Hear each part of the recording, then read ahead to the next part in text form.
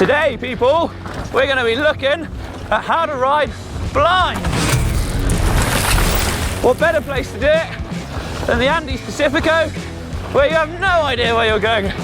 But I think to explain a bit better, how about we throw it over to Henry? Over to you, buddy.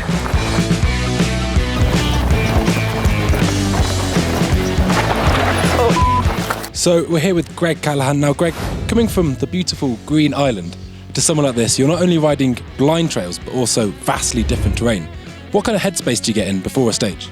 Yeah, I don't think it could be any more different to home. You know, the heat, the altitude, the terrain, just everything about it. You know, it's quite a different race to the likes of EWS here. Like, it's a totally different headspace. You know, you're not racing for milliseconds really. You have to play the long game for the whole week. So it's, you know, I find it's more about riding well and where you're riding than you know, just going all out and trying to break a little later into corners and stuff, because you can do that, but it's just so easy to miss a turn or take a wrong line because you don't know what's coming. So yeah, anticipation is huge. And if you had to impart some wisdom on riding blind, perhaps someone not as experienced as yourself, you know, these stages which could potentially have anything in there, what would you say is it in terms of technique? I'm still trying to figure it out myself. Like, we're on day 2 now, and day 1 was a serious learning curve for me. The big one I've been trying to kind of tell myself remember is to drop my heels and lift my eyes, because when you drop your heels, it kind of naturally changes your posture to look more forward.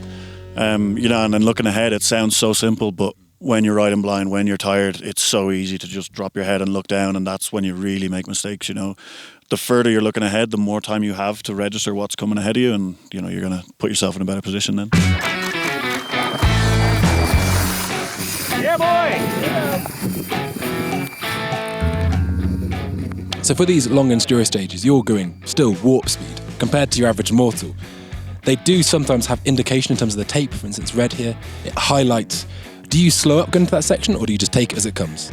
Yeah, no, it's a really good system actually that they have here with the tape, and generally I try to trust that. You know, I think if it's a red, at first it might not look like there's something there, but there probably is. You know, whether even just it's a tight corner with a bit of a drop off the back or something, it's better, I think, for me anyway, just to slow up and be a bit cautious there than, you know, come in and cause yourself some trouble.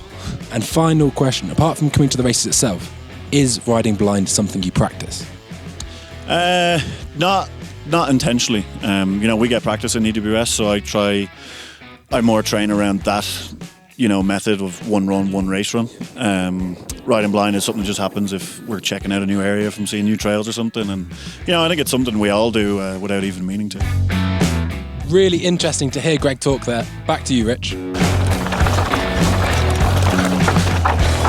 Oh, Mr. Big Inside. When you race blind like this, because you don't know where you're going, you can miss a lot of good lines. Or hit some really shit ones. Pardon my language. William will be telling me off now for swearing.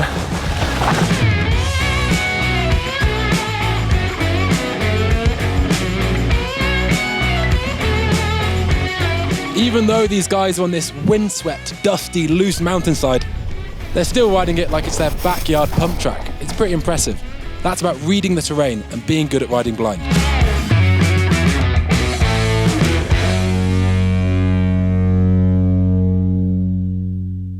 We just saw Fernando Riquelme come down, and he went way offline. You can see his tracks come right across there, but he just kept it wide open. It was like, you know, stopping your losses being too severe and just managing them. And it was amazing all the way around. I thought he was going to hit me at one point, and then he was off to the boulder. But yeah, time losses were probably minimal.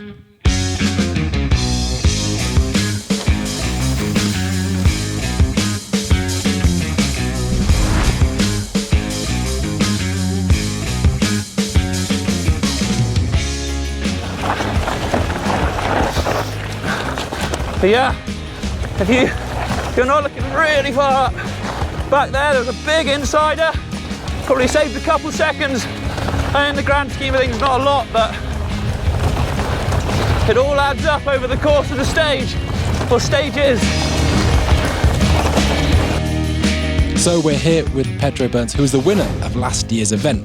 Now, the trails are different, but the terrain is similar. Do you think that's a big advantage? Yeah, I'm feeling really comfortable on this kind of terrain because I ride often. It's like I don't ride often in these trails, but I ride often in the area because I live in Santiago, so I'm a bit more used to in the terrain, I guess, and fits me. Because we were just speaking to Greg earlier about the difference between green Island and slightly dustier Chile. If you were to go, do the EWS in Wicklow, do you think you would have the similar kind of fish out of water feeling? Yes, happens really often to me when I go to Europe and it's really muddy and roots. I feel a bit more struggle because I'm not so used to, but mountain bike is always different, the terrains are always different, so you just have to adapt yourself and try to feel your own in the... In terms of technique, if you were to advise somebody how to ride long, rough enduro stages blind, what kind of body position techniques would you talk about? I would say try to don't touch the front brake. Try to ride as much as possible with the rear one because it's really easy to slide the front wheel because it's loose rocks everywhere.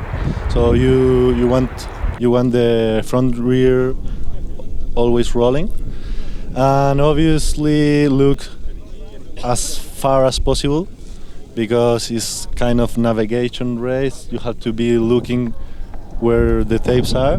So it's different, but I like it. I have good fun trying to see where the trail is going.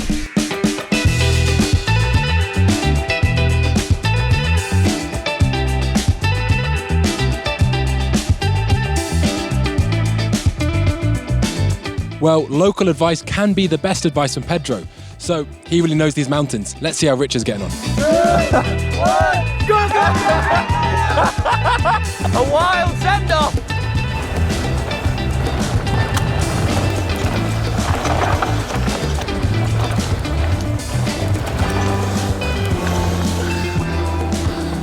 Awesome tips, thanks Henry. How about we hear some more from some other of the pros and see what they've got in mind for us. So we're here with Josh Lewis and Iago Garay. And for two guys that are sort of known for their fun approach to riding, is that something you try and take to riding blind, or do you focus and quite serious up a bit?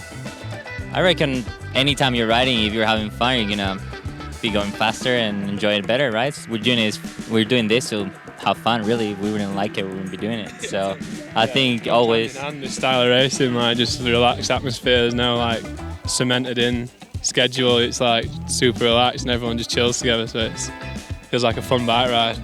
And in terms of body position, is there anything, if you were to tell someone how to ride blind or techniques, riding techniques, what would you tell them?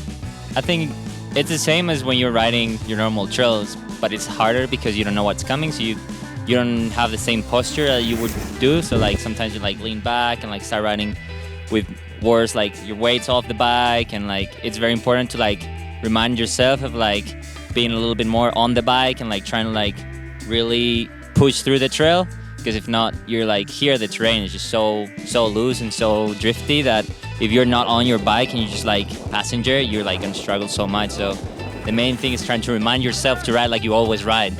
The dirt will catch you out as soon as you shut off for a minute. You get just literally there's a path like that, and if you get here it's soft and you go whoop, and then you're yeah, it's mad. If you could train your eyes, one to look ahead and one to look down, that'd be sweet. Because you need to be looking ahead, because honestly it's so hard to follow this terrain. There's little ribbons of tape and you're just looking around, but then there's square edge rocks underneath you that'll just wipe your wheel out, puncture. So it's a balance of everything, and you set up for a left and it's a right, and you're ah! It's mental. Because do you think in the purest sense of the word, enduro should be blind racing? I think there's room for everything. I personally like a lot just the normal races when you have one run and you kind of know what's coming. Nowadays in Enduro World Series, you only do one run, so you don't memorize the whole trail. So you're still trying to look ahead and improvise a little bit, but this stuff is pretty fun. I think I wouldn't choose just one format. I think having both is pretty fun. Yeah, I'm pretty swayed towards more of this now. That's why I'm not racing EWS that much anymore, because when I started it was way more about just riding and less concentrated, but then everyone started analysing GoPros and walking every trail, and just like, it's not really what I don't want to do that, but then you're losing out, so it's kind of like a lose-lose. But this stuff's just, yeah, come what may, take it on, head on, it's sick. If you're riding somewhere where perhaps the grip level is higher, and so you can just, you know, be hitting stuff really hard, does your technique change a bit, or is it always... Well, you always want to keep looking as far ahead as you can, but like obviously when you have better grip, you have you're able to, your reaction time is better, because like you can slow down faster, or like you can trust your bike to like make quick changes on direction and stuff. So you still always want to be looking ahead, but like you have maybe like a little bit more margin of error. A get out of jail card sort of thing. Yeah. Also here though, like it's so wide open that you can like really see really far ahead. Like you can see like someone like 40 seconds in front of you, and you're like, oh, we're going over there, and that guy's climbing, and like, oh, safe emergency, whatever. But if you're like other races there, it's all in the woods, then you're seeing less ahead.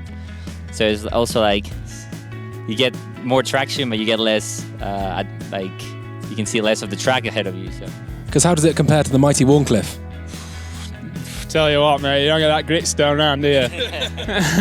No, but a good example of like the polar opposite of like the Trans-Cascadia, that's all like basically trees, and you just like Mach 10 through trees, and it's still, you do change, you've got like a sudden change of direction a lot, but like it's so different, and it's like yesterday, a lot of people like, it just takes so much adjusting to, and then by the end you like know how the dirt handles, and so it's like you just adjust to each different environment, like loam, or you just know how she goes. And so you heard Greg speak earlier on about how dipping your heels can actually dictate your whole body position, as well as delivering a lot more grip to the rear wheel. Pedro also mentioned something really interesting. By trying to resist the temptation just to even, feather your front brake, you're also going to decrease the chances of losing a front, especially when it's this loose. Combined with Greg's point about delivering more grip to the rear, then you can maximise your rear braking. And Josh and Iago, well, they just said take it as it comes, because you can never really be sure what's going to happen next. Right, I hope that advice on how to ride blind from some of the best riders in the world has helped. And you, Rich. Thank you, Henry. But I think it's about time I went through down my third run. What do you reckon? Yeah, sweet. Right, I've had it. See Yeah, ya. I'll be taking that. As always, guys, thank you very much for watching. Get in the comments below. How do you get on riding blind? Cheers, guys, and we'll see you next time.